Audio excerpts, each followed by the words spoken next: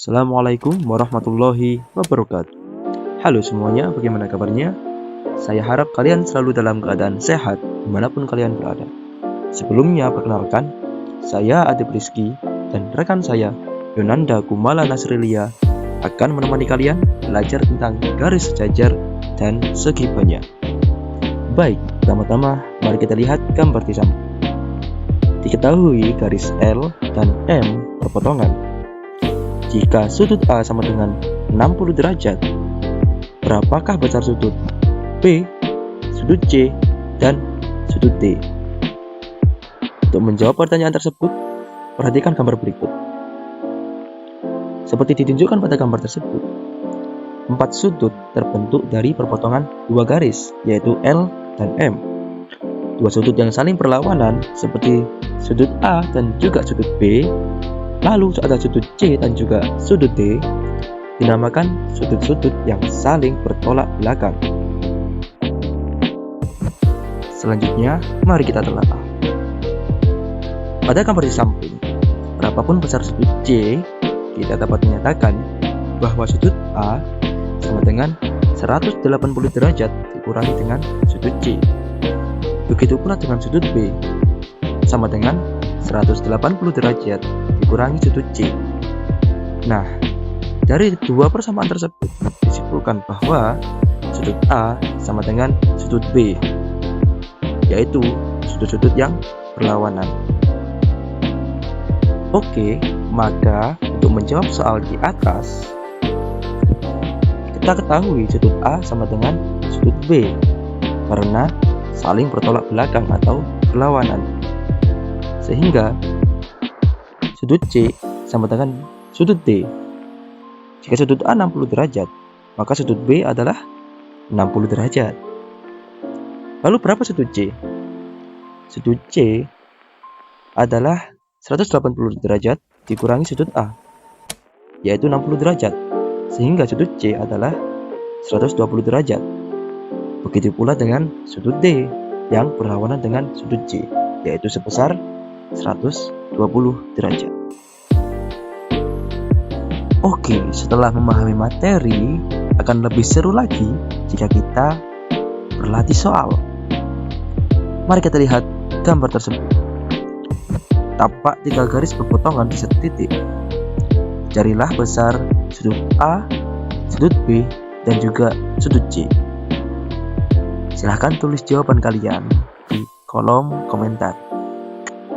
Lanjut ke materi berikut, yaitu sudut sehadap dan sudut dalam perseberangan. Apa itu sudut sehadap? Dan apa pula itu sudut dalam perseberangan? Tenang, perhatikan gambar di samping. Terdapat 2 garis, yaitu garis L dan garis M, yang dipotong oleh garis N. Garis N menghasilkan sudut ABCD dan garis N menghasilkan sudut EFGH. Lalu bagaimana cara kita mencari sudut sehadap?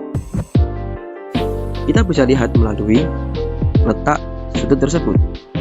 Contoh, di sebelah kiri atas ada sudut A, lalu sebelah kanan atas ada sudut D. Sebelah kiri bawah ada sudut B, dan sebelah kanan bawah ada sudut C.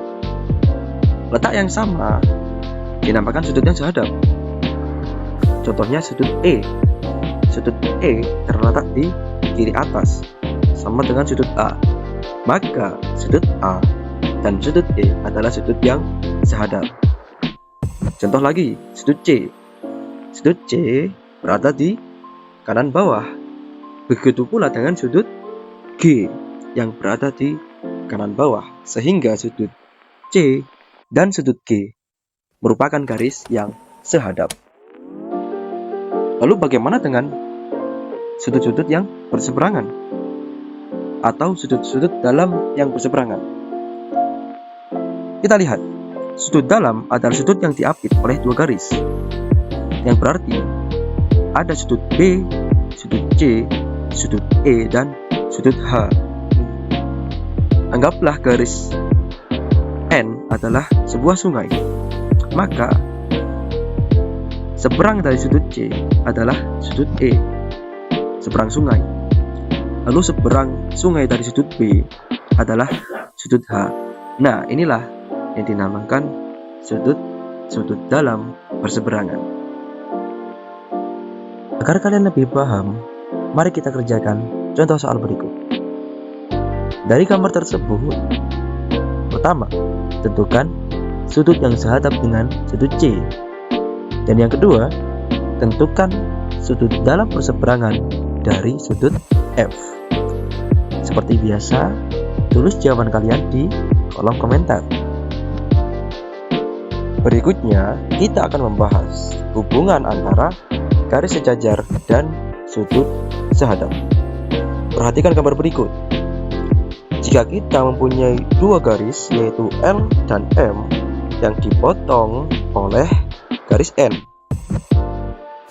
sehingga sudut sehadap besarnya sama. Dalam hal ini, sudut sehadap yaitu sudut A dan sudut B. Nah, maka garis L dan M sejajar. Oleh karena itu, pada gambar tersebut dapat kita simpulkan bahwa jika sudut A sama dengan sudut B karena mereka sehadap, maka garis L sejajar dengan garis M. Begitu pula sebaliknya. Jika kita mempunyai garis L dan garis M yang sejajar, lalu kita potong dengan garis N, akan menghasilkan sudut-sudut sehadap yang besarnya pasti sama. Seperti itu. Oke, lanjut. Kita akan membahas tentang garis sejajar dan sudut dalam berseberangan. Perhatikan gambar tersebut. Terdapat dua garis, yaitu garis L dan garis M yang dipotong oleh garis N. Dan diketahui pernyataan pertama, yaitu sudut A sama dengan sudut B, di mana sudut A dan sudut B itu sudut dalam berseberangan.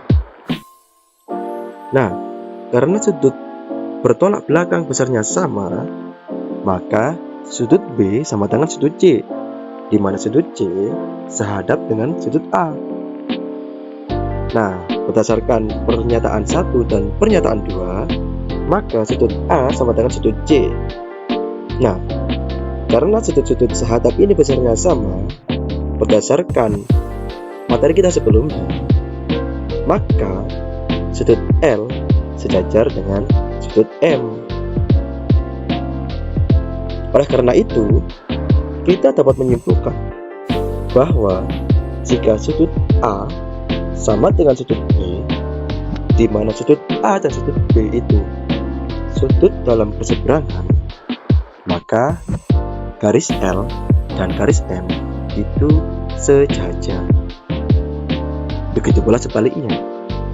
Jika garis L dan garis M sejajar, maka sudut-sudut dalam berseberangan itu besarnya sama. Nah, dari dua kejadian tersebut, maka kita dapat menyimpulkan ada sifat-sifat garis sejajar dan juga syarat-syarat dari garis sejajar. Yang pertama yaitu sifat-sifat garis sejajar. Jika sebuah garis memotong dua garis yang sejajar, maka yang terjadi adalah satu, sudut-sudut sehadap besarnya sama. Dan yang kedua, sudut-sudut dalam berseberangan besarnya sama.